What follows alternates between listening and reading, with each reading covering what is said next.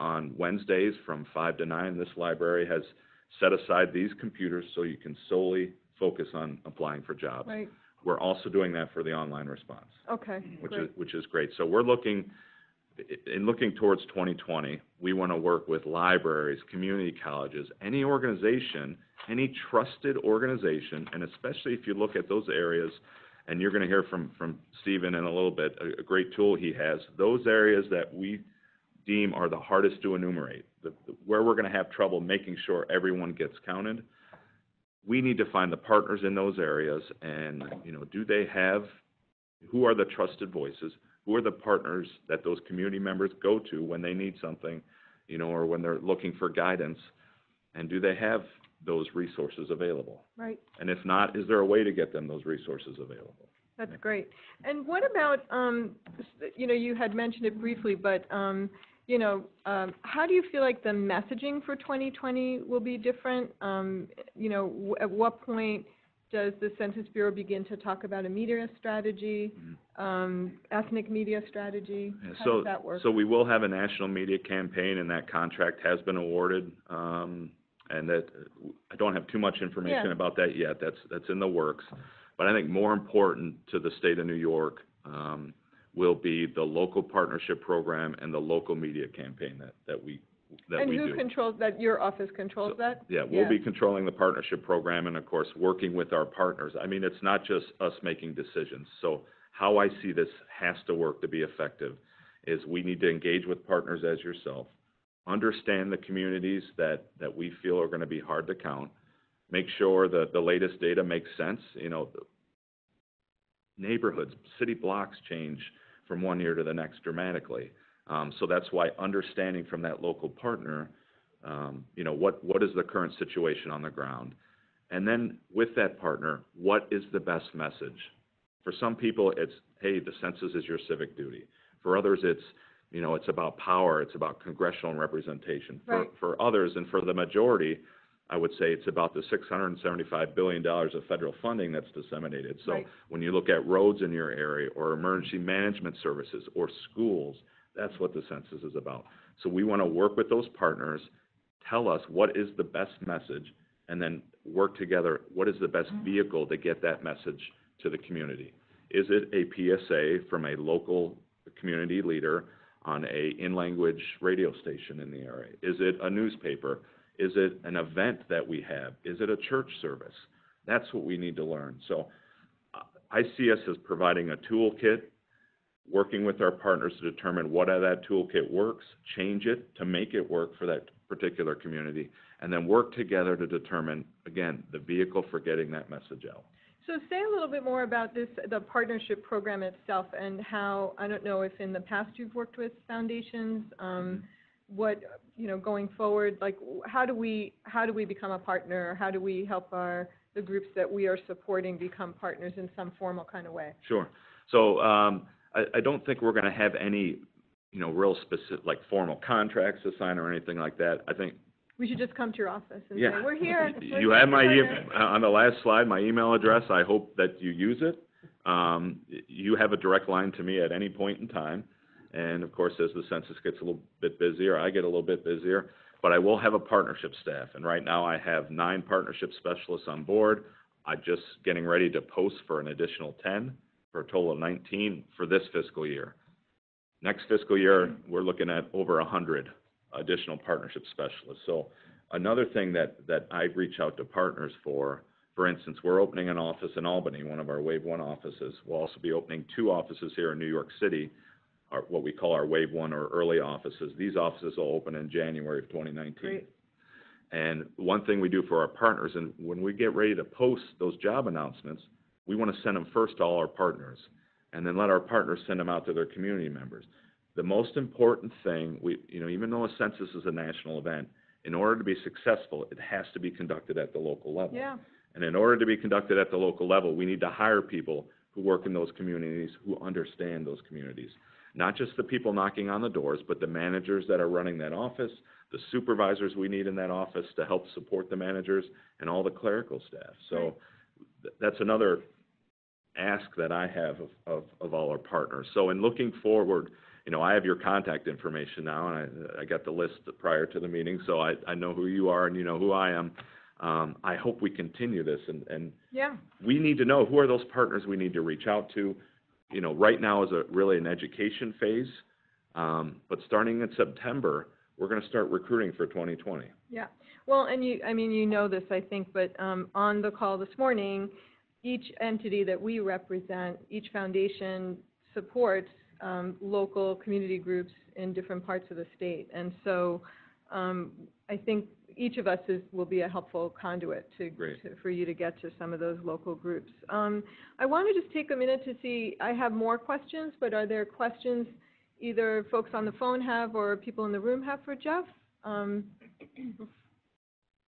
Yes, Maria. Talk a little bit more about how it'll be determined to get the paper form versus not, because I know that some people will get paper form off the bat, and I thought it was we were in that harder to count areas. But can you talk about that process? Sure. So the mail strategy for 2020 hasn't been finalized yet. I'll tell you what we're doing in 2018, and that kind of helped frame the conversation.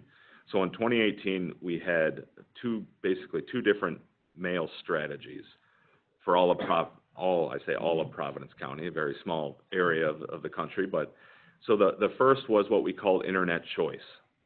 So we sent out a letter with the questionnaire in our first mailing, asking people to fill out the form, but also telling them, here's the website, survey.census.gov. Here's your unique identifier, which I'll talk about in a minute. If you want to, just go online and fill out your form. So that's the internet choice. So we'll be doing that. And then there's the internet push. And the internet push is we just send the letter. We don't include the questionnaire. We ask them to go online to fill it out. The second mail out was a postcard, just a reminder postcard, again, with the unique identifier and the website address, asking people to go out. It was the fourth mailing that we did, and when we started our targeted mailing. So first mailing was in mid-March. That second mailing came maybe 2 weeks later. The fourth mailing, which was about mid-April, every address in which we hadn't received a response yet, we sent a questionnaire to. All right, so the majority of the country will get a letter as their first. Now, on that letter also include the toll-free number that if they want to call and give their information over the phone, or if they want to request a paper form, we'll mail them one out.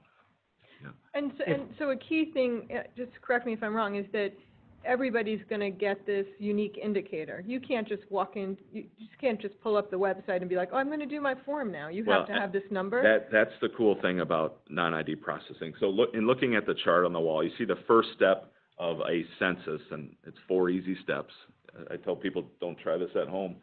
But establishing where to count people, that's just creating this giant address database so that we make sure when we mail out that letter, we're mailing it to everyone, to every place where someone lives or could live. And that unique identifier is tied to that. We need to know where people live so that when I get that response back and we release our data after 2020, we're releasing it in the right place. Because our goal is to count everyone once, only once, and in the right place. So that's what that identifier is for. Now, we have something this decade called non-ID processing. And basically what that means is you can go online, and please go to survey.census.gov so you can see it. You'll see where it says, please enter your code. Yeah. If you don't have that code, there's a button there that said, I don't have my code, but I still want to complete the survey. That's what non-ID processing does. So what it'll do is okay, well then tell us your address and tell us the nearest cross streets. All right? So that after we get your response, we're going to go to that file with all the addresses and try to match it. All right? That's all. Try to find what's the ID that's supposed to go with your particular response. So if it's as easy as 123 Main Street, and you maybe you don't have your identifier with you, or you're at a baseball game or something, and you just decide to fill out your census form while you're there. Baseball's boring. Yeah.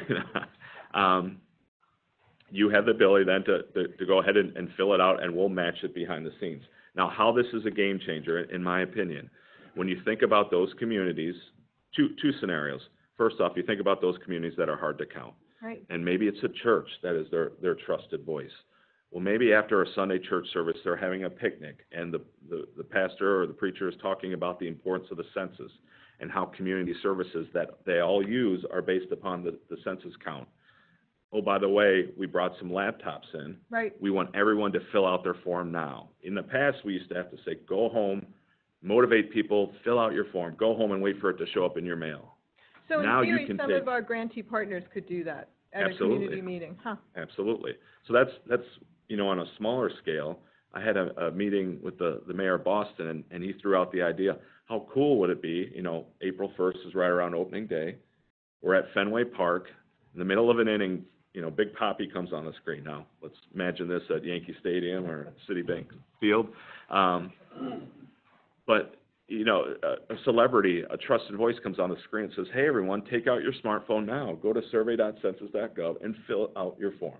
Interesting. Yeah. So in New York, I know, and I'm sure in other places around the state, one of the issues is there may be an address with multiple occupants that are not necessarily, you know, maybe it's an illegal basement apartment or 3 families living in what looks like a one-family home. Will that help with those households being able to complete the census form even if they're not legally at that, do you know what I'm saying? Yeah, so we may not have their address on file. Exactly, right. It's not an Or you address might not that's been right, reported right. To us.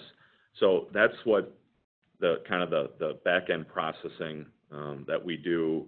Whatever falls out, whatever we can't match, goes back to us in the field, and we do a field verification Right, and as then you part see, of non-response these follow-up. mailboxes have 5 names on it. Yep. Oh, yes, we do see that basement unit. Yeah. We didn't catch it during address canvassing, or it wasn't submitted via the local updated census addresses, or we didn't have something on it, or it's new.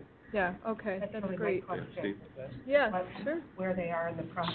So for the non-ID processing, so people open their smartphones at the Yankee game, and they start filling it out, and they realize, well, maybe I don't know, I need some information from home to actually finish filling it out. Can they stop and then go home and finish filling it out? It's a great question. It's a question I just got recently. Jeff and I had a good discussion earlier this week. I'm not sure. For some reason, I don't believe it does save it, especially with non-ID. So I think you would have to start over. And we're talking about name, address, or name. For non-ID, you'd have to put in your address, date of birth and age, gender, race and ethnicity, and your whether you're a homeowner or not, and your relationship to person 1 on the form. So that's all the information. So hopefully people don't get in that situation, but I certainly understand that could. And so I'm going to find out for sure and get back to you. Well, and I think it depends probably whether it's a Mets or Yankee game, right? Because at a Yankee game, you'd have, you know. Jeff? Hold on a second. I just want to, so people can hear the questions on the thing. You mentioned a 35% online response rate in Providence County. Any inkling or insight as to where those responses are coming from, whether it's just a general countywide number or the response rate in a hard-to-count census area? And by the way, maybe you should get a Red Sox-Yankees Day, April 1st. That would be awesome. You can just do it for us. I don't. We're trying to find that out for numerous reasons. Just curious to see, you know, is it concentrated in a certain area? We have a complete count committee, and that's something I want to talk about at some point in time. And it was created by the mayor of Providence. So they've been doing a lot. Even though we don't have a robust partnership program, our partners have been doing a lot. So we're trying to get that data at lower levels, but right now the only reports I've been receiving are at the county level, unfortunately. So you mentioned complete count committees, and we talked about the partnership program. So I guess I know I'm especially curious to know the different, like, what is a complete count committee, and how do people get involved, and how many are there? Yeah, and sometimes it gets so formalized that people get scared and just say, I don't want to be a part of this. Right. But basically, it's a group of individuals who have the knowledge and the passion of ensuring they get a complete and accurate count. So we tried, in the regions, we try to start this at the state level. And I can tell you, New York State, The Secretary of State's office, the Governor's office has been extremely engaging and on board with all this, and we're working towards putting a complete count committee for the state in That would place. be statewide. Yeah, in fact, they just, legislation for a complete count commission, I think. Well, the state budget included, provision for a complete count commission, but that's to study 2010 undercount recommendation. Yeah, exactly. That's not funded. Only the partner. So what the complete count committees do, and again, we'll start at the state level, and to me, this is just my perception, the lower level geography complete count committees are more impactful. Where I see the state, higher level complete count committees, they ensure that communication is received Well, it's so funny that throughout the state, exactly what I do. and they help to It should be like a voting. identify resource issues or help pool issues. And my biggest concern with our partner, we have, funding issues. A lot of other agencies and organizations, private and government, have funding issues. So we really need to make sure that we aren't stepping on each other's toes, or we aren't both using large amounts of resources to do the same thing in the same area. Yeah. And that's where a complete count committee comes in. So at the highest level, we like someone to chair it who has the power to keep people engaged throughout the life cycle of the census, not just a one and done meeting. And then you bring people to the table that I guess covers particular areas. So maybe you have someone that covers the Hispanic community. You have someone who covers the faith-based communities within that geography. You have someone who covers the schools, colleges and universities, any race and ethnicity organizations, small businesses, civic leaders, things like that. And it's just getting them to a table, having everyone understand what the 2020 census is and what the process is, and then how can they help? How can they help? Two things I always ask partners. We need help in recruiting people, and we need help in pushing people to fill out their form online. And if they don't do it online, we still need them to fill it out, whether that's over the phone, whether that's on paper, or, come May of 2020 when we're knocking on doors, we need them to open up their doors and give us a few minutes to answer those 10 questions. So is it accurate to say that a complete count committee is almost like a better way for the Census Bureau to organize its partnerships? Like, in other words, what you're describing sounds like what a lot of us are doing, right? Which are bringing different people together, talking about the importance of the census. Do we declare ourselves a complete count committee? Like, what's the difference, between? That's exactly it. We have, there's commissions and committees. The only difference is legislation, as far as a commission and a committee. But committees there's no formal process. You say, I want to start a complete count committee. These are the groups. And then what I commit to doing as the regional director is ensuring who are the other complete count committees within the state. Who are the other, if you have a complete count committee that's not based on geography, maybe it's just faith-based. Could be, or identity. So Yeah. if you're, because the community groups that we all support, some of them might belong to geographically based committees, but they also might have one that's just based on the kind of work they do. So both those things could be true. Absolutely. Right. Okay, cool. Other questions? Alta? Jeff, thanks so much for being with us. A little earlier in the conversation, Maria had referenced one of the challenges for an online count as being broadband access, and I imagine another might be digital security. And just given the current conversation around Facebook, Cambridge Analytica, I imagine this exacerbates the apprehension and fear that you had referenced at the outset as well. I'm curious what steps you all are taking internally to build protocol to confront that, and also externally in the use of and partnership with community-based organizations, what kind of messaging you might rely on? Yeah, absolutely. Great question. So internet security is one of our top priorities, and a lot of the funding that we received recently, and even throughout the decade, everything is being pushed at these systems, the funding, and that's why you don't see big partnership things right now or the communication campaign, because we got to get the systems right and the security of our data right. And so I can tell you that is a top priority for the U.S. Census Bureau. The messaging that we like to give our partners is around Title 13.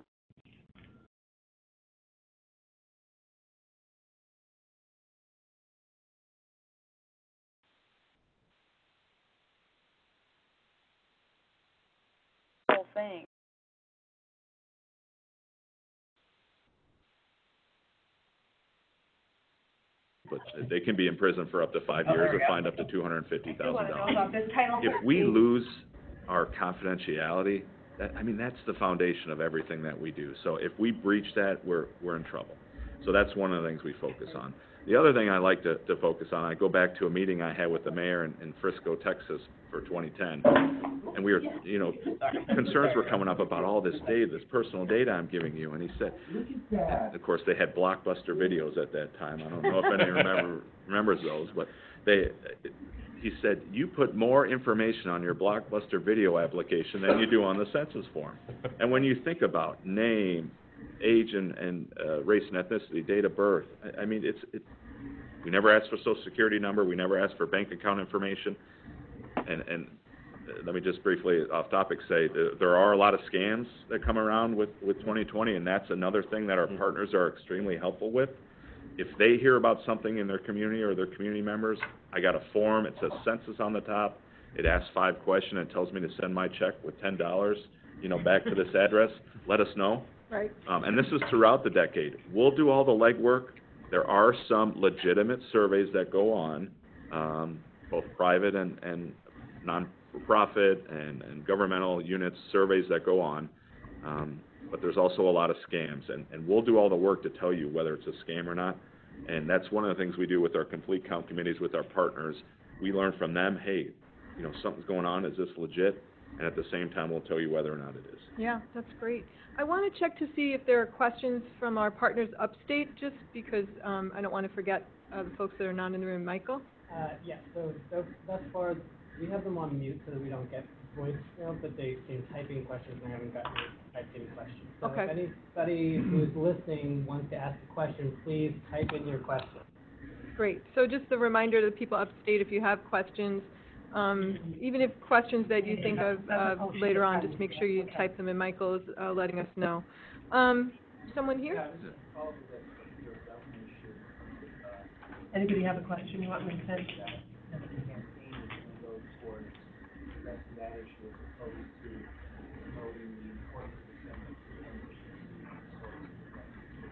Yeah, that's a great question. I just don't know yet.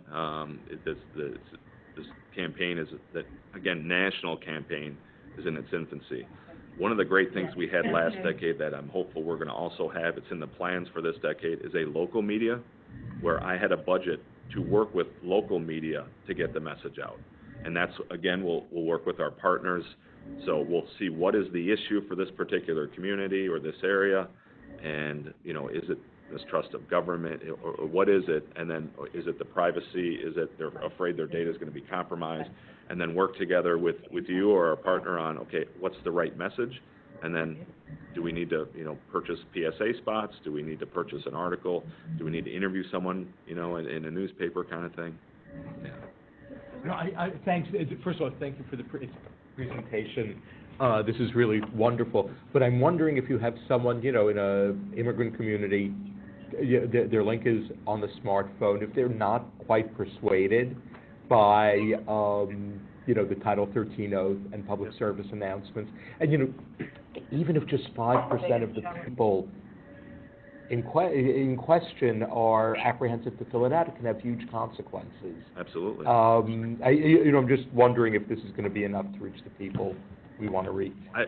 Because we have a limited amount of time, I want to get in some questions from upstate okay. too. So maybe you can answer things all at one time. So Jennifer Leonard from Rochester asked, can you discuss the impact of the citizenship question? And Lisa Fasolo-Frischman asked, if there is time, can Jeff give us an update on how LUCA efforts are going, and are there areas that need more support to complete LUCA? Okay. Those are good questions. Yeah, great questions. Let me go in reverse order real quick on LUCA. LUCA is going very well from what I understand. We had the highest number of participants this time around than what we have in the past 2 census cycles, which is fantastic. So we're learning from our partners how well things are going. We're providing additional one-on-one support as needed. So no major hiccups regarding LUCA right now. Regarding the citizenship question, I can't really get into any details on that. That wasn't a decision made by the Bureau. That you know, the Secretary of Commerce came out and said this was a decision that he made based upon the research that he did and the communications he had. So I like to focus on kind of the things within our control, and that's not within what's on the questionnaire is not within my control. What's in my control, and if you put this with the fear of government and kind of getting to the first question that was raised, this is where partnership, this is where all of you are so important, because again, the message isn't going to mean anything coming from me. I understand that. As passionate as I am about the census and wanting to count everyone, I know people aren't going to trust me, right? Just because I'm from the Census Bureau or I'm a federal employee. I look to our partners to help us with that 5% you talked about. We have to engage our partners to learn what is it that neighborhood or that individual housing unit or that individual person, what is it that will get them to understand why this is so important. You know, maybe it's talking about, did you know this bus line was added in the community based upon census data? Or do you know we missed all these people back in 2010 and you look at our schools and they're overcrowded? We have to get it right, because if we don't, we got to wait another 10 years. Great question. Thank you. Yeah, and another way I think that foundations can be helpful to you guys in terms of partnerships. And that, I had a question about when you were in Dallas or in other times you worked on the census, what was your relationship with foundations, and were they helpful partners, and how do you feel like we can, specifically to foundations, how can we be helpful going forward? Absolutely. So my engagement in 2010 was more at the implementation level. I was the deputy regional director. The regional director handled all the direct contact and interaction, similar to how we're going to do it in the New York region for 2020. But we had things like throughout the life cycle of the census, and the things that I tried to recall that I could remember, try to forget things after 10 years. But like, for instance, we had an issue getting into a neighborhood in the Mississippi Delta area, and it was a funding organization that reached out to us to let us know the issue, to say, hey, I have some of the people, some of the organizations that serve the people who live in that particular apartment complex that won't open the door to this enumerator because it doesn't look like them. You know, they don't trust that person at the door, and they reached out to us.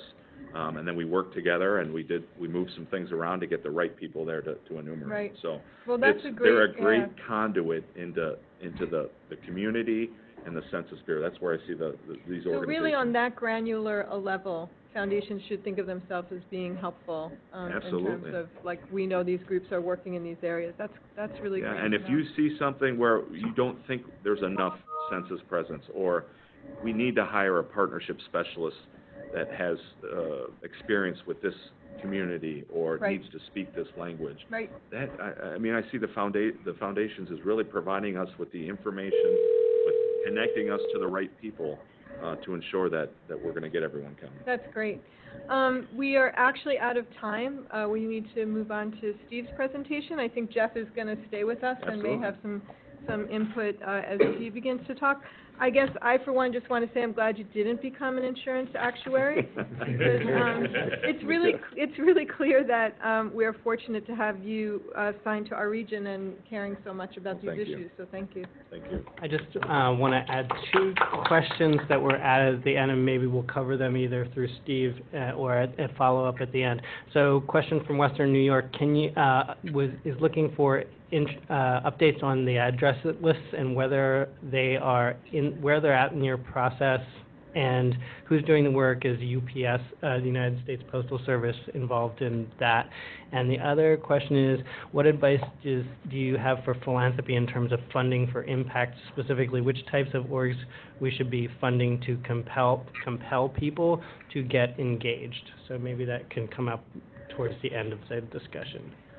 Okay, so as always, we have a lot of great questions. Thank you so much, Jeff and Maria. That was really very rich with information. And now we're going to, speaking of rich with information, we're going to shift now to Steve Romalewski, who's going to present a series of interactive maps that have been, I should give a shout out to the national funders, the Census Funders Group.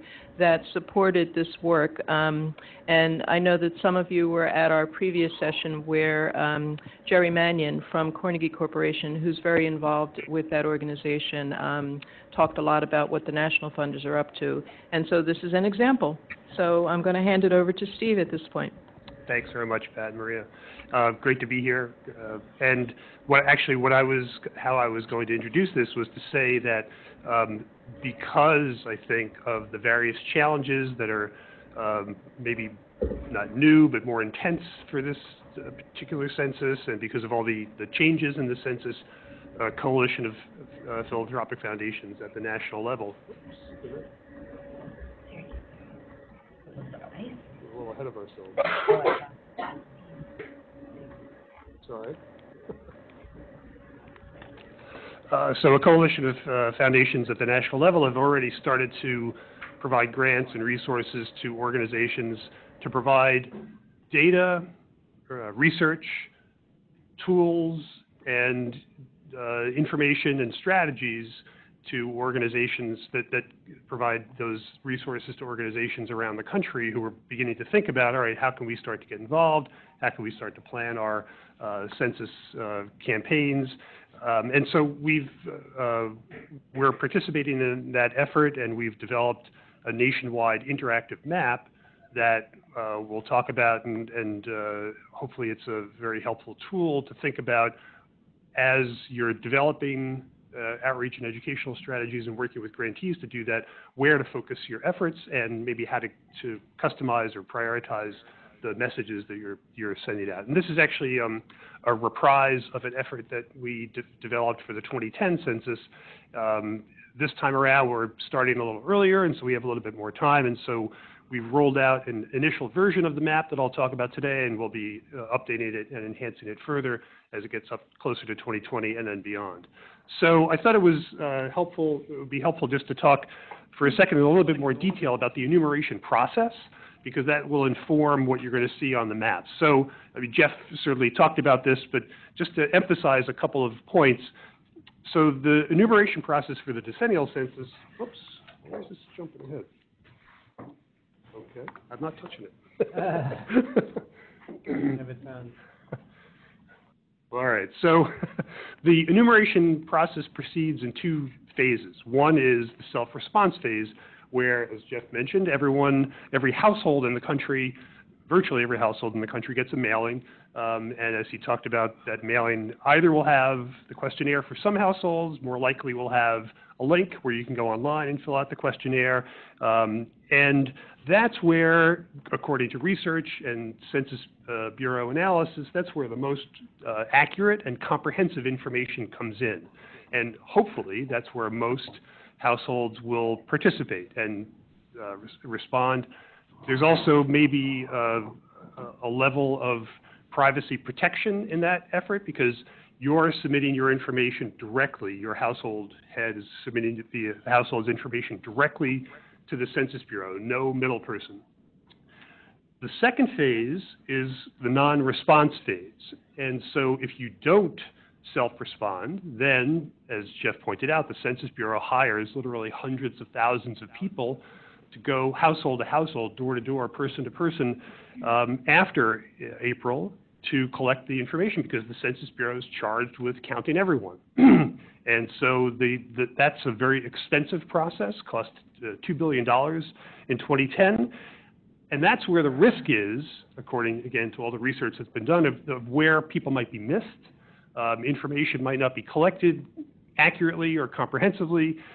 There's also the privacy concern, because you're actually talking to someone, you're giving the information to a person as opposed to anonymously, or not anonymously, but sending it online without the intervention of someone else. That's not to say that the enumerators shouldn't be trusted, but there's, the concern is there. And so what we've done is we've looked at the past census, 2010 census, and based on information the Census Bureau has provided, identified areas where large shares of households, census tract by census tract, did not self-respond. And we're considering those areas, or we've termed those areas, and it's not just us, it's other, consultants and people that have been involved in census analysis over the decades, the hard-to-count communities. So it's where a good chunk of households didn't participate, where the Census Bureau had to send a lot of enumerators to count a lot of households. And again, the concern is that that's where information gets missed, and the count isn't as accurate as it needs to be. So what I wanted to go through is what this map looks like and how you can use this to enhance and prioritize your communication efforts, your grant-making efforts and grantee efforts. So we've mapped the census tracts where basically they're in the worst 20% of, where they're in the worst 20% of the mail return rate, the share of households that mailed back their forms in 2020. So basically, if a census tract had fewer than 73% of its households mail back the form, we're considering those the hardest to count tracts in the country. So we've highlighted those in yellow to red on the map. And you can see that it's uneven. So there are some areas where a lot of households, most of the households in an area, participated in the self-response phase. But there are a lot of areas where most of the households did not. And actually, this is just a nationwide view. As you zoom in closer, which we will in a second, you'll see that that there's a lot of the areas that might not appear to have hard-to-count tracts on the map really do, because they're smaller and you can't see them at this level. So the first phase of the interactive map that we've developed was really intended to provide an easy way for groups to identify which congressional districts had large shares of hard-to-count communities, because of the need to really emphasize to Congress to fully fund the census. Oops. Sorry about the stuff jumping around. So the fiscal year 2018 budget has been approved, and the activists think that it's pretty adequate. The next fiscal year is still to be decided, but so we've started to begin to modify the map to make it more oriented towards outreach efforts and planning your education and outreach strategies. And I'll talk in a minute about how we're planning to update the map going forward. So when you zoom into the map, you can search very easily by state, by county, by address, by congressional district or state legislative district. And in this case, this shows a map that's zoomed into Congressional District 20 in the Albany and Schenectady area. And the information on the left side of the map provides overview of the district in terms of the hard-to-count population, not only the share of households that didn't mail back their forms in 2010, but also the current population based on the most current census estimates of people who live in those tracts to get a gauge of what we're dealing with now, and then contact information for the representative. And then you can also not only see, and I should say that information is also available, again, not just by congressional district, but by state, by county, and other areas. And we'll be adding other geographies to this, so cities, perhaps townships and the like, so you can use that information for whatever level of community you're focusing on.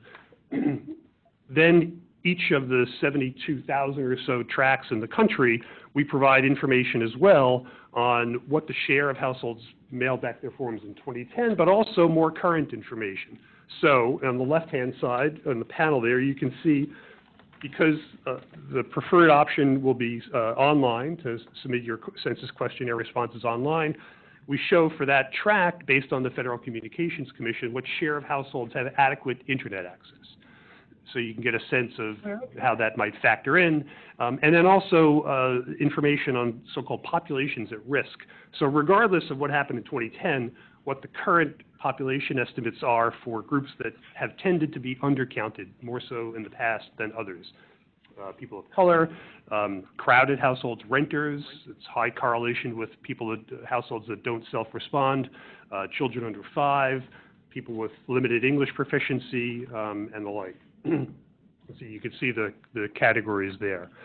So the information, the tracts that are highlighted on the map are based on the 2010 participation, but we provide more recent information as well, so you can incorporate that into your strategies. So I just wanted to focus on a particular tract. This is zoomed into Utica, and this tract, go back for a second. There's about 5,000 people there, and it had a pretty low mail return rate in 2010. 61% or so of the households mailed back the form. But the point I wanted to make is that, so this particular tract had a pretty high share of households that have adequate internet access, 80% or more, according to the Federal Communications Commission from 2016. We'll be updating that when the FCC provides more recent data. So you might think, you know, they have good internet access. People will fill out the form. Why worry about it? But when you look at the more recent population characteristics, so there's a large percentage of people of color living in the tract. You can see the statistics on the left-hand side. Most of the tracts are most of the households in the tract are renter households. And again, the Bureau considers renters, the share of renters in a household, to be the #1 predictor of low self-response, people not sending in their forms on their own. About a third of the households are headed by single parents, most of those with kids under 18. 40% of the tract or so are foreign-born, and most of those foreign-born residents have come to the country since 2000, so relatively recently. Three-quarters of the tract are either in poverty or close to it, have incomes in poverty or close to it, and 18% of the households have difficulty speaking English, and those households speak a mix of other languages, as you can see from the information on the map. So that presents a risk in terms of making sure that people have information, the census information, to know what to do, let alone fill out the form in a language they can understand. So a tract like this, which is not atypical, this is you know, somewhat common, especially in urban areas, but not just in urban areas.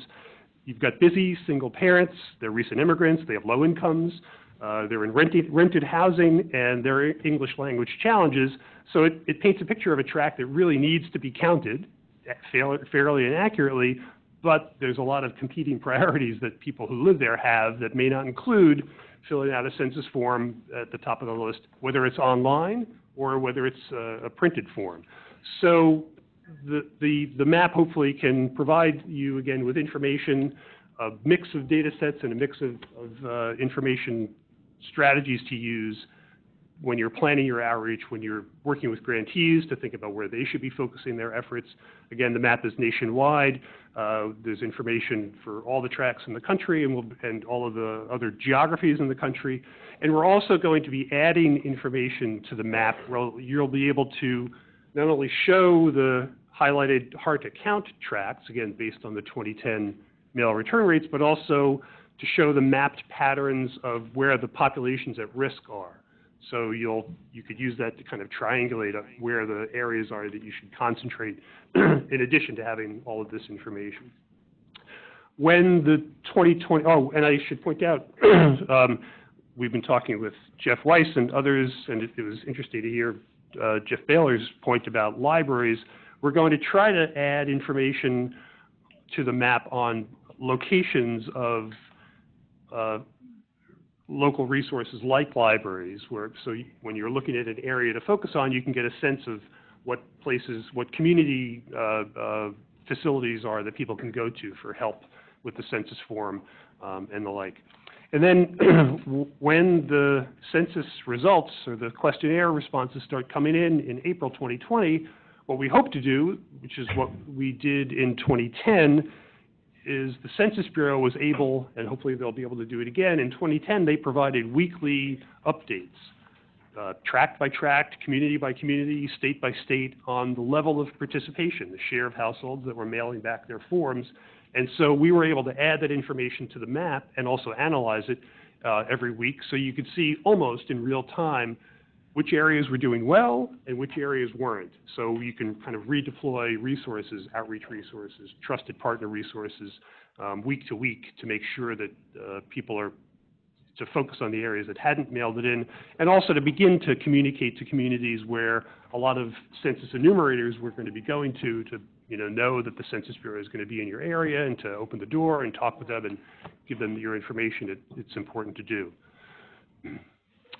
So that's it. I could go to an interactive, the map itself. I don't know if I need to.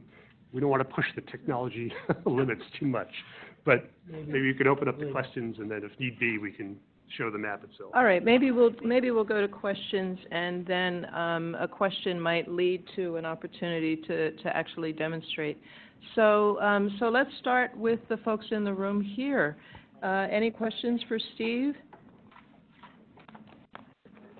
Maria? Steve, can you say just from looking at the New York State map now, where are the areas of greatest, where there's a high percentage of hard-to-count people? So the concentrations in New York, I would tend to say, are mainly in urban areas. So we saw Utica, Syracuse, certainly New York City, a number of concentrated areas on Long Island. Some surprises, like a big cluster of areas in Sullivan County and Rockland County have high concentrations of hard-to-count tracts, in the Hudson Valley area generally. Also, I should point out that there are some areas that in 2010 didn't even get a mailing. They just had people going door to door right from the start. Because what was the reason? So because those areas either were very rural or large seasonal populations, so the Long Island's East End fell into this category, Hamilton County, a couple of other tracts in upstate New York. And so we can't show that on the map because in terms of what the mail return rate was, what the share of households that mailed it back, because they didn't mail it. They just directly gave their information to an enumerator. But because of the process of counting, we're considering those hard-to-count tracts as well, and so we show those on the map slightly differently, but also provide detailed information for those areas. So I should point out, though, that even if an area on the map isn't highlighted in yellow to red, as the hardest-to-count tracts in the country or one of, virtually every tract had some households that did not mail back their forms, and likely that's going to be the case again. So it's not only in areas where there are the hardest to count communities. Every community, virtually every community, will have enumerators going household to household, door to door. The ones we've highlighted on the map are the worst in the country, but it's still, they're going to be everywhere. So that's important to think about in terms of communication and education efforts. Okay, and I'm checking with Michael to see if there are any questions from upstate yet? No, Mike? nothing. Nothing yet? Okay. Yes. Hi. Thanks for the information. Thank you. Since it's becoming really expensive to do some of this counting, how realistic is it to start exploiting some of the administrative data that maybe some government offices or even private firms have already gathered from a lot of these groups, and complement or maybe do a shadow count or like to use it in order to reach those high percentages? That's a very good question, and I think, though, it probably makes more sense for Jeff to answer that, because the Census Bureau is very actively considering that, probably is including that in plans for 2020. Yeah, so we do have approval to research right now, and that's exactly what we're doing. We will be, the plan is to use administrative records for a couple of purposes. First off, to help us determine vacant units. So, for instance, we get data from the Postal Service twice a year. If we have data that says this particular unit, this 101 Main Street, is not receiving mail because it's vacant, we only need to maybe send a person to knock on that door once. All right? Why spend the money of sending someone back there 6 times, trying to find a neighbor or a knowledgeable person to tell us it's vacant if we have this administrative data that tells us it's vacant? Now, again, that doesn't mean if someone lives there that they can't fill out the form. They still have opportunities to fill out the form. The other thing we're using administrative data for is to help us, when you think of how, like, UPS delivers packages, they give a list to their driver. They say, go here, then go this spot next, this house. We're doing that for our enumerators this time around. So we're asking our enumerators, tell us what hours you can work for the next 5 days. and let's say I can only work from 12 to 3 for the next 5 days, it's going to use administrative data to determine what households have the highest probability that someone's going to be at home between the hours of 12 and 3. For instance, if we have data from the IRS that says that this household, both parents are working parents and they have 2 kids in school, I wouldn't want to send an enumerator to that house between 12 and 3. Maybe if I have a retired, so it's going to help us, it's not the end all, but it's going to help us try to make our employees more efficient. So they're basically going to get a list of cases in the morning. If they say they can work, they'll get a list of cases. They'll go work those cases for the day, and then those cases will come off their handheld device. Whereas before, they were tied to an address and would continue working it until they finally found someone at home. Question from upstate. Oh, sure. Sorry. So I'm not sure that this falls into either of your expertise areas, but the questioner wants to know, is it possible to quantify the cost to New York State for people not being counted? Essentially, how much money are we leaving on the table by not having people counted, and trying to make a point it's important to drive a complete count, and what is the cost per person for each uncounted person? Mm-hmm. That's a real relevant question, given that I know the Census Bureau is under a lot of pressure to do more with less money this time around. So these kinds of financial considerations are significant. If I may, I don't know, I'm pretty sure you can't calculate, or it wouldn't make sense to calculate how much we would or could lose per person, but, and there are a variety of reasons for that I can discuss, but through the funding efforts of the National Foundations, a researcher has at least calculated the amount of federal dollars that is dependent on census data. And that information is provided, and it's also provided on a state level and program by program. So you could see, I forget what the number is for New York, but it's in the tens of billions of dollars that depends on accurate census, or it depends on census data. If it's accurate, we probably won't get as much of that as we could, or as we should. And you can see what the number is program by program for New York and for other states. And actually, if I can go to the map, I can show you, everyone here and on the phone, a link where you could see that. But the people involved in that research, I think, have cautioned against trying to come up with a per person, a per capita number, only because the programs are different. They don't all get allocated evenly throughout the state, and so it might be erroneous to do that. But at least you can see what the overall number is, and certainly use that in your outreach communication strategies. That, New York depends on a lot of money from the federal government that relies on census data. So if it's inaccurate, we're not going to get the money we deserve. So before we go to the map, I was going to give Jeff a chance to respond to that question also, and then we can turn to the interactive map, maybe. It's up there on okay. the screen. I'm not sure if folks on the other end are seeing it or not. All right, we're working on the map, folks, but in the meantime. Yeah, no, Stephen answered it perfectly. I've seen studies as well, and thank you for addressing that. We don't disseminate the money, we disseminate the data. So again, we talk about the $675 billion of federal funding every year, and there have been some organizations that have taken that information, as Stephen said, provided it by a state level. You will see people out there who take that state level and then divide it by the population to say, this is what it's going to be, if we miss one person.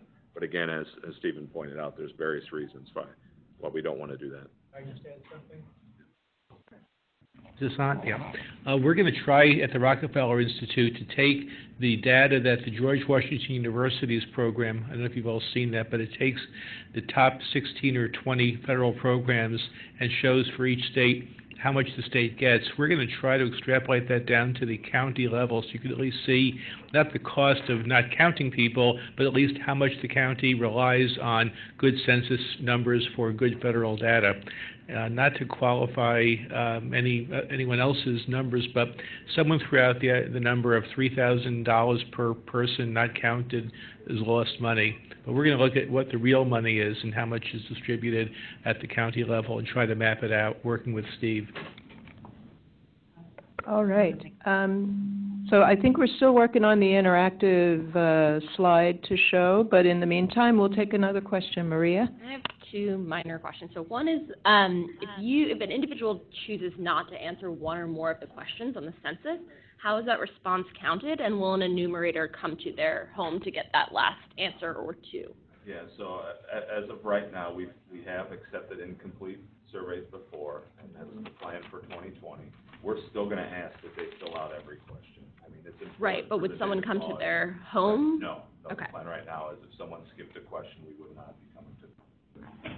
And then the second part of that, how long will individuals be allowed to self-respond? I'm just thinking if we're funding libraries, for example, to help people fill out their forms, what period of time would libraries actually be doing that? Probably at least through July into August, I would say the time frame. So April 1 to... It's actually mid-March. It'll probably take on all the way through at least, I know for sure the end of July, probably sometime into August. Great, thank you. So, Steve, you want to take it away with Sure. the interactive feature? So I just wanted to point out two things. One is at the map at the top here, we have a set of links, one of which is resources. And if you click on that, scroll down a bit, there's a link here for Counting for Dollars. And if you click there at that PDF, $600 billion annually, that'll open up a new window with information about some of the research that we've just been talking about.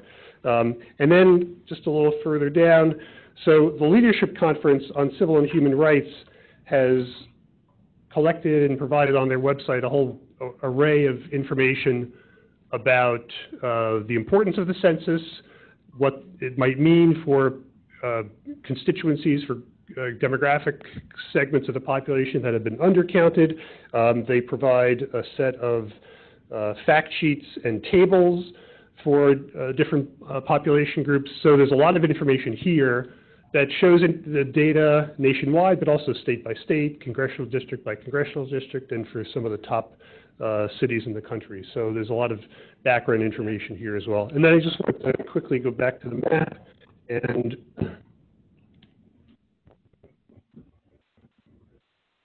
let's look at New York quick. So you could see the areas on Long Island and Hudson Valley and some of the cities upstate that are highlighted on the map, the census tracts that had the lowest mail return rates in 2010 rather, and also some of the counties where this so-called update enumerate areas were that didn't even get a chance to mail in, but are still considered hard to count. And I also just want to point out that for each state, you can click a link that opens up a PDF map of the state that you could use for printing and bringing to meetings.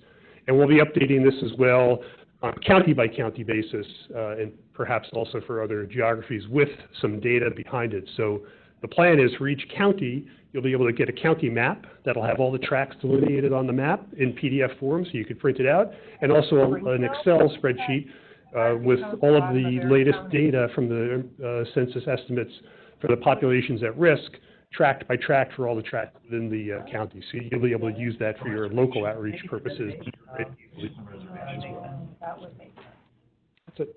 All right. It's so interesting when you zoom into the state level, all of the hard-to-count pieces with the portions of a county sort of pop into view, whereas they don't really show up. They don't register on the national map. Right. And, sir, when you let's do a search, we're just looking at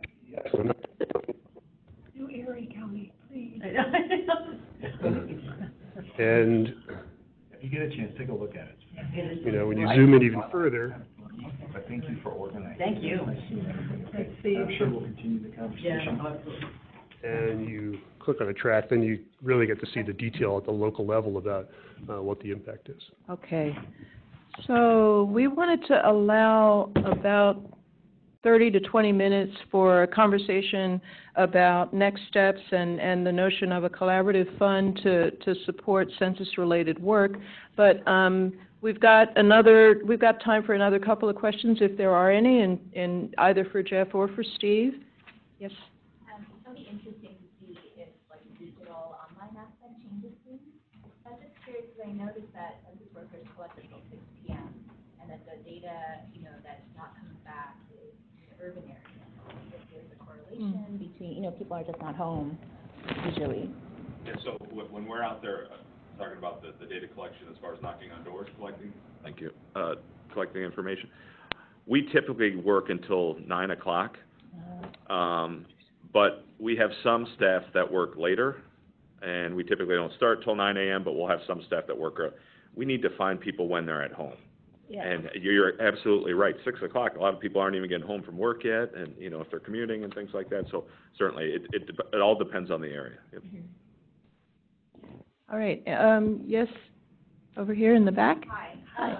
So with the determination of a number of protected statuses for a number of nations, there will probably be an increase in undocumented immigrants that are still either living here after their status has ended and have chosen not to depart the country. What are the plans around collecting information for those folks? Because there is that very, livid fear that information will then impact their immigration presence in this country. So I gather if folks upstate haven't heard that entire question, let me know and we'll try to rephrase a short version of it. Okay. Did everybody get that? No. Okay, all right. So at the Census Bureau, we're required to count everyone living in the United States, regardless of their status. So that's where partnership, that's where our partners become important. So what our goal would be if we have a community of people who aren't citizens, who are afraid to fill out a census form, we're going to try and find out, using our partnerships, who is that person that they go to trust. Is it a church organization? Is it a local, food grocery store type thing? Is it a community center? Is it a YMCA? Try to find out, who they trust, who's that trusted voice, and then work with that partner to explain to them that the census is safe, that we can't release their information, the data can't be used for other purposes, that, it's easy to fill out, it's only these roughly 10 questions or so, and talk about why it's important. Maybe that community group receives federal funding, and it's based upon, again, the number of people that live within that particular community. So that's what we're going to focus on, but we're required to count everyone living in the United States. All right. I understand we might have temporarily lost the chat box, but we're back. We're back up. All right. Michael, do you have any questions to share? All right. Okay. All right. So anything else for Jeff or Steve before we wrap up this part of the conversation and go into a discussion about next steps and the ongoing conversations of this group and see where that might go? Anything else? Oh, yes. There were two questions I know that he raised at the end of that I'll try to address. An update, I think, on the address list. Yeah. So we basically, when you think of this address database that we're creating for 2020, we took our address list from 2010. We're getting updates throughout the decade from Administrative Records. Postal Service gives us 2 files every year on all the addresses they're delivering to. The current surveys I talked about, part of what they do is update our address list. We have the local update of census addresses, which is the only time we share data during the census. We basically, for those states and local geographies that have signed up, whether it's municipality, a township, if they sign up, we swear them in, and we'll give them our address list for their particular geography. They have the opportunity to work on it for 120 days. Once they get the address list, they have 120 days to reply back to us with any additions or deletions, any updates to that address list. That's going on right now, and it's different based upon state and municipality. And then next fall, in August, or next summer, in August of 2019, we'll do our address canvassing operation. We're roughly going to do that probably about 30% of the nation, the areas in which We think there's change, or we can't tell if there change has occurred. A lot of this is urban areas, high-rise buildings, areas that have been affected by natural disasters, hurricanes. Well, we're going to send people on foot, and they're actually going to go and walk blocks and update the address list from what they see on the ground to what they have. So that's the current status of the address list. And then there was another thing about funding for impact, and I wanted to mention one thing that we did recently, and this may roll into what you guys talk about after this, but we had a Census Solutions workshop in Providence, Rhode Island 2 weeks ago, and the census director came up. It was hosted by the Urban League of Rhode Island. We had church, faith-based organizations there. We had libraries, organizations there. We had small businesses, ethnic groups, race groups, and this workshop, and we can provide a toolkit. So if you're looking at something that could be done in the future, in the near future, things that can be done very soon, this workshop brought these people together, all these partners, and they were each given a challenge. And one challenge was children under the age of 5. That's an undercounted group. African-American males ages 18 to 24. That's an undercounted group. The digital divide that we're going to have for 2020, that was another group. So basically, they were all given a challenge. And through these ideation workshops, they were given tasks, 8 minutes to do this, 15 minutes to do that. By the end of the day, they came up with a solution or something they would like to implement based upon that challenge. And one of the coolest things, so there were two separate groups for each challenge, and for the 18 to 24-year-old African-American males, they both came up with a similar solution to put a census kiosk, to actually have a partner who procures a tablet or a laptop, put it in a barbershop. And they would waive the license fees for that barbershop for every month that they had a census kiosk in there. And so at the end of this day, there's basically commitment forms, or just, what can that partner do moving forward? And it was a great idea. The last thing I want to mention, and if I have just 2 minutes? Sure. Data dissemination. So one of the coolest things that we did this decade is started a data dissemination program. So when you think about the census, we hire all this partnership staff, we make these great relationships, and then we send all these partnership staff home, and we just don't have the funding or the staff to keep the relationship going throughout the decade. So they created this data dissemination program, and they kept 36 partnership specialists on board. Their job is solely to teach people how to access our data, how to use our data for free. So we have partner organizations. This is another example of something that could be done. If you're interested, you bring partners together, and we have specific workshops that we can do. We can do them in person. We can do them via webinar. We have things like grant writing workshops. We don't teach people how to write a grant. We teach them how to access the very specific data they need in order to put that information in their grant. Majority of federal grants now require the use of American Community Survey data, ACS data, that's refreshed every year. So we teach people how to access that data. There's a lot of private organizations that take our data and they pretty it up and they sell it. We'd rather teach you how to do that yourselves. They do other things for small businesses. We have a small business app out there that will help you. Basically, at the end of it, it creates a business plan that you could print out and take to a bank if you're interested in trying to acquire funding for, a small business. So it's another thing, again, that can be done now. Now's not the time to talk about necessarily, hey, you got to fill out your census form, because it's not time to fill out the form. But there are some other things, and with this data dissemination, I think if people see how the data is used, they'll be much more willing to give it when it's time to ask them to fill out their form. So thank you. That is a really excellent point, and I think it's a perfect segue for us to talk as funders, as resource people, as just people, New Yorkers committed to a fair, accurate, reliable census in 2020, to talk a little bit more, to sort of advance and progress our conversation about what role we might be able to play to support it. And so I'm going to, bear with me a little bit, I'm going to read from notes here because I want to be sure I don't forget anything.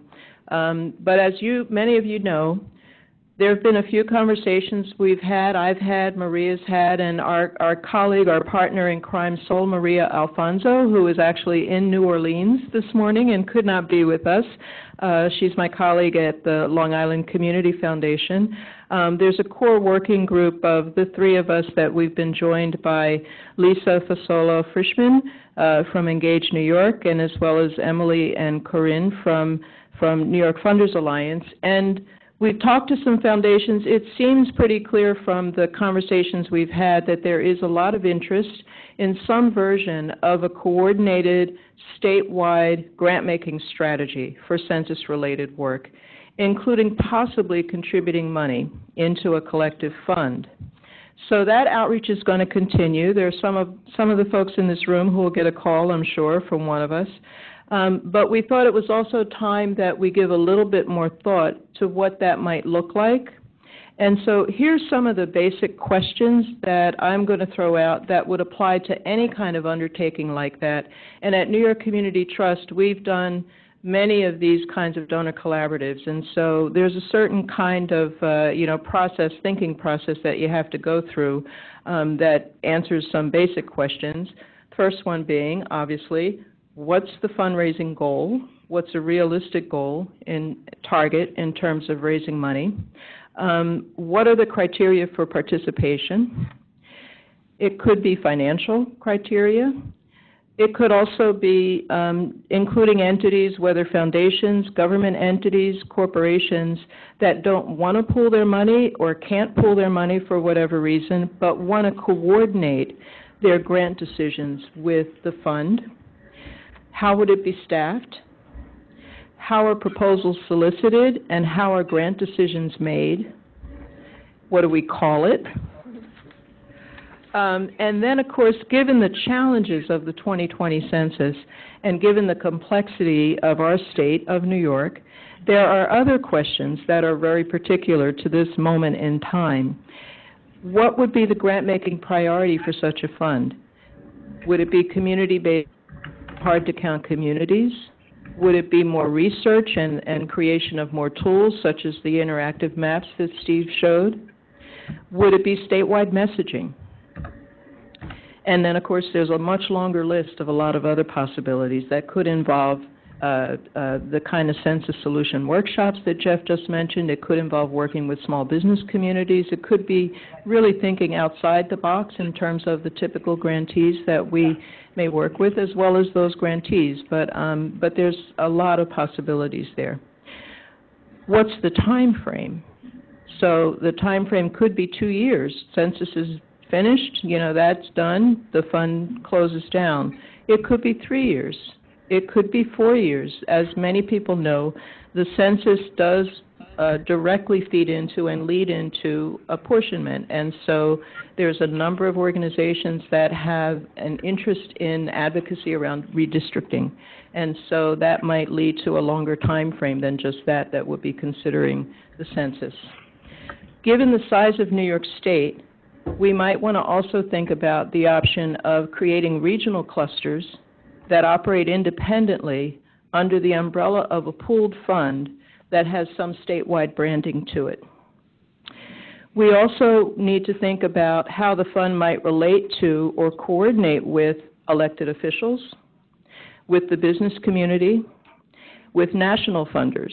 And we're very fortunate that my colleague Sol Marie is very active with the National Funders Group, who's already done an incredible amount of work and has raised some money and may in fact be a possible partner for us in leveraging some additional funds for the state.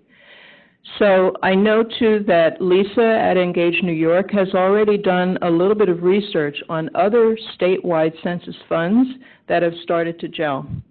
There are a handful of them. There are a few of them. So we have some examples to start with.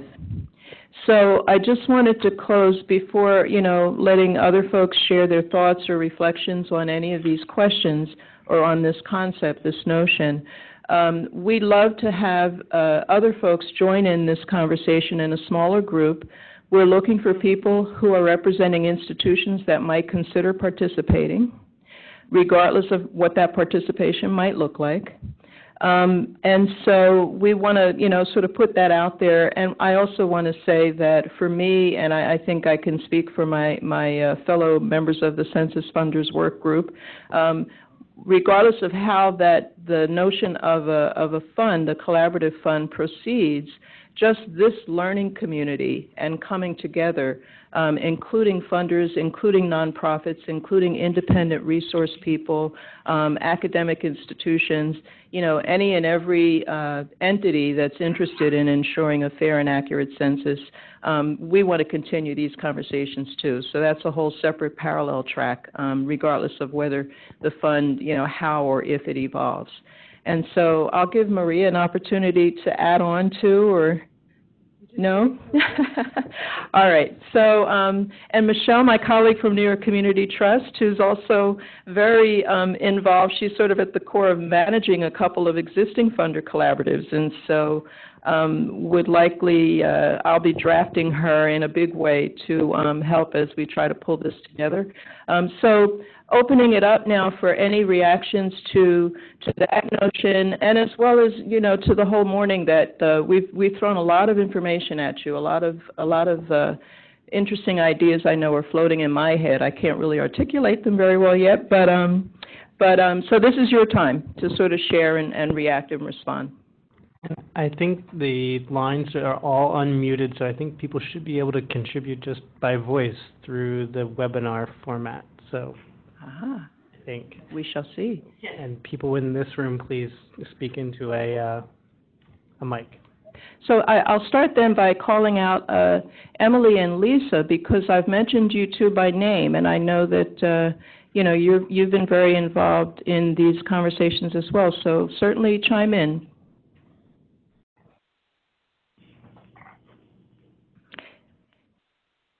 Maybe we're not able to hear them by audio. You guys might still be on mute. Is that possible? Unmute your lines.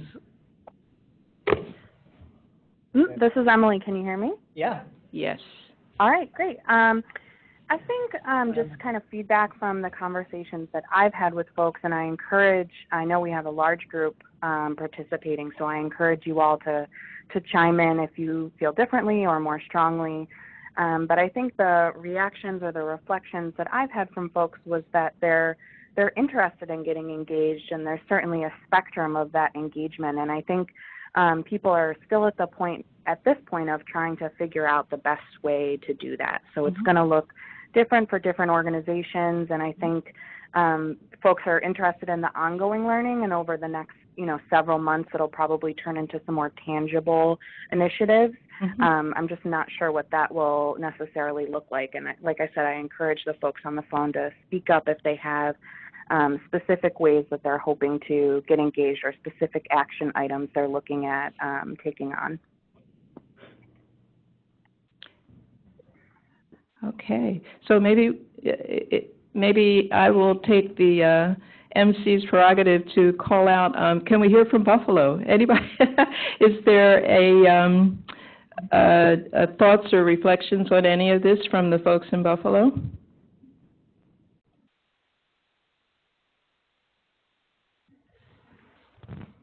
Albany? I do have a question from New Jersey, actually. There's Kiki Jameson from the Fund for New Jersey. I am curious if any of you have launched outreach to engage business networks such as chambers, ethnic business associations, and small business organizations. That's a great strategy. The short answer is no, not yet. At least I can't speak for everybody, but I can say that we have informally reached out in that way.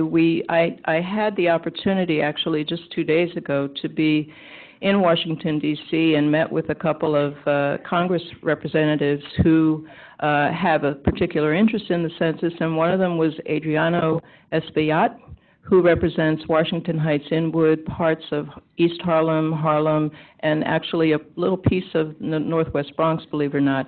He is very interested in connecting with the Bodega Association there and feels that they can play a really important role in helping ensure that the count in those communities is an accurate one. So, and then of course, there's the business community that in New York City, of course, the New York City Partnership and ABNY, Association for a Better New York, both have been a part of the coalition effort that the New York Immigration Coalition is pulling together.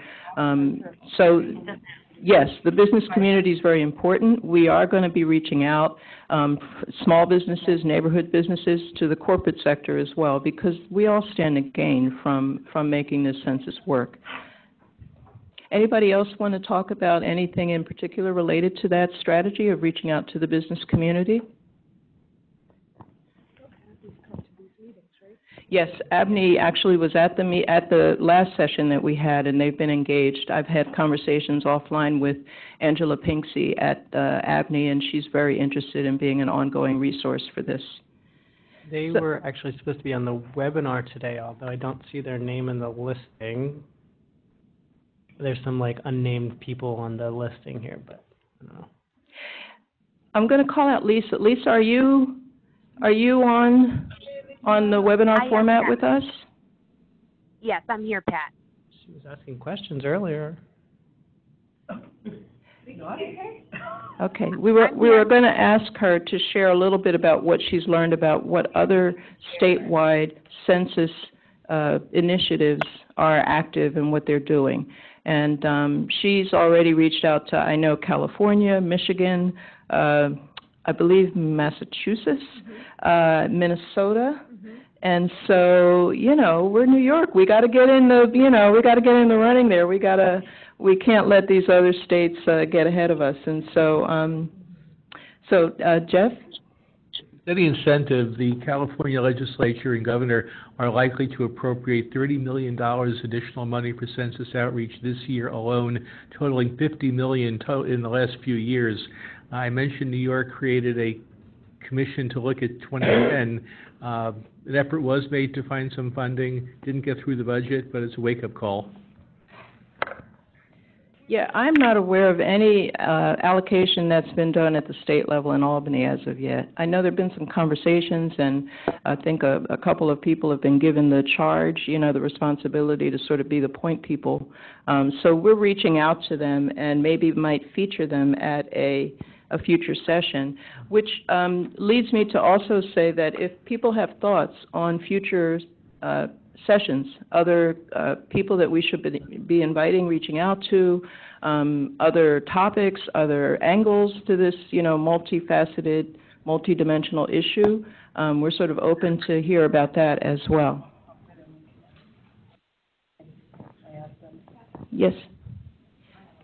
Microphone. But in regards to your, Hold on, let's get you a microphone. All right.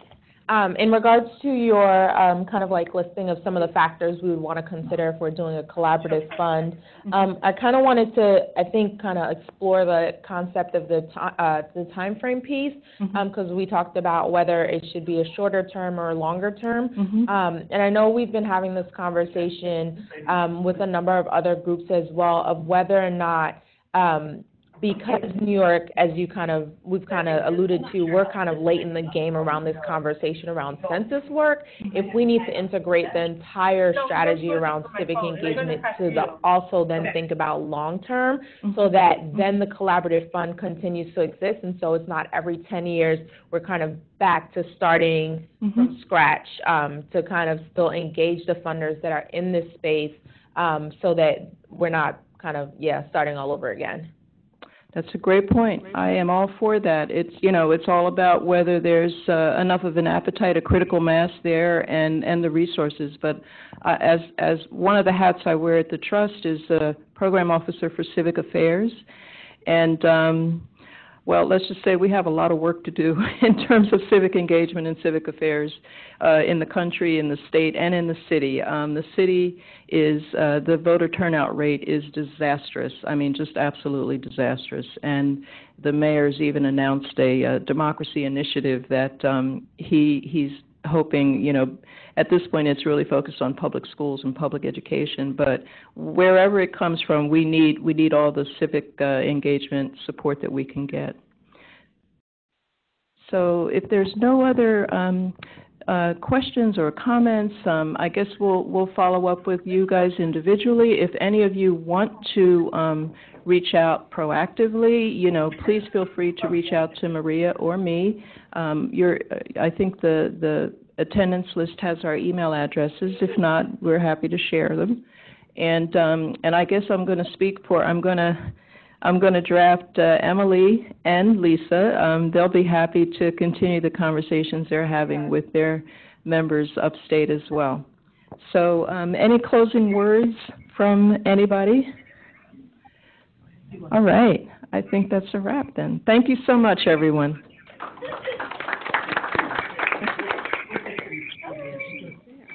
Really good effort. Oh, well. Oh, so much technology. Good try. Good try. Well, thank you for coming anyway. Yeah, yeah. Do we want to take 2 minutes just to talk about this?